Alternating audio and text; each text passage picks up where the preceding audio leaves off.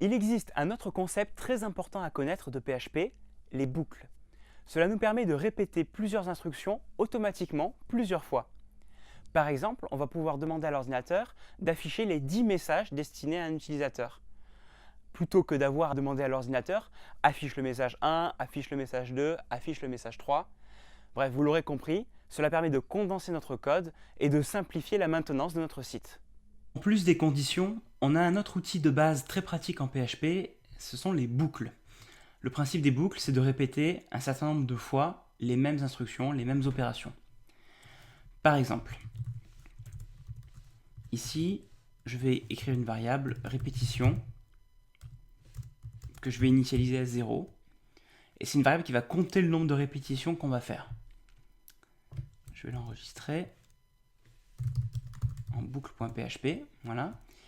Et là, je vais écrire une boucle. While, ça veut dire tant que de la répétition est inférieur à 10, j'ouvre les accolades, et là, tout ce qui se passe entre ces accolades sera répété tant que le nombre de répétitions sera inférieur à 10. Par exemple, je vais écrire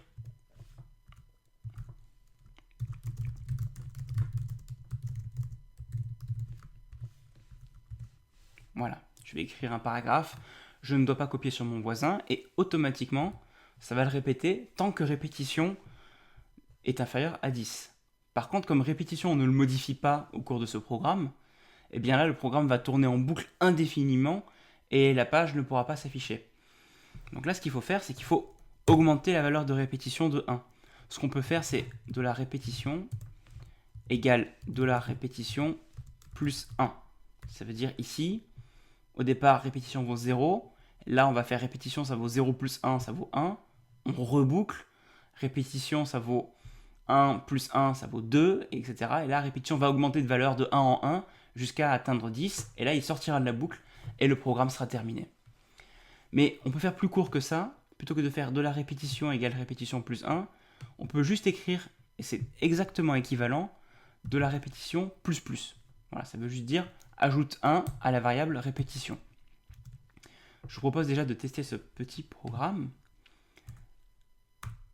comme ceci.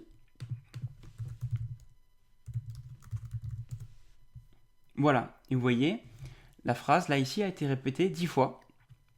Et c'est tout simple. Si je voulais la faire répéter 100 fois, aucun problème, je fais tant que répétition est inférieure à 100, et là, hop, c'est répété 100 fois, et j'ai une très longue page avec 100 fois, je ne dois pas copier sur mon voisin. Alors là, j'affiche du texte 100 fois ou 10 fois, mais je pourrais faire des calculs 10 fois ou 100 fois, je pourrais faire plein d'autres choses. On verra plus tard que cette brique de base, en fait, de boucle, nous permet de répéter des choses tant qu'on veut, et ça, c'est vraiment, vraiment très pratique. Ce qui peut être intéressant, c'est de regarder ici l'évolution de notre variable répétition. Parce que on est d'accord que la variable répétition augmente de valeur à chaque fois qu'on fait un tour de boucle, mais on pourrait tout simplement l'afficher ici, par exemple, dans mon texte, en faisant une concaténation, comme on a appris à le faire, et en écrivant, par exemple, comme ça écrira « Je ne dois pas copier sur mon voisin » 0 fois, 1 fois, 2 fois, 3 fois, jusqu'à 9 fois. Et pour la 10e fois, par contre, comme la boucle ne sera pas lue parce que la répétition ne sera pas inférieure à 10, là, on sortira de la boucle et ça s'arrêtera là. J'enregistre. J'actualise ici. Et vous voyez, ici, la variable augmente de valeur à chaque fois. 0, 1, 2, 3, 4, 5, 6, 7, 8, 9.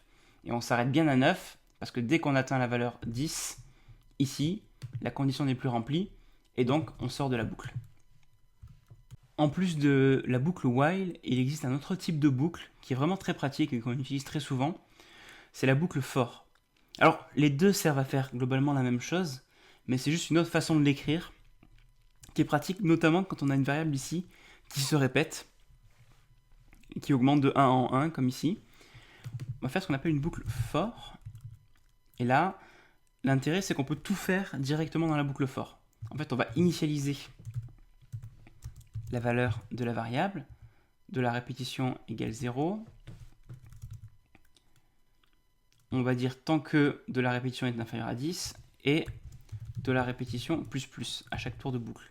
Ça nous permet d'enlever ça ici et d'enlever l'initialisation ici. Je m'explique.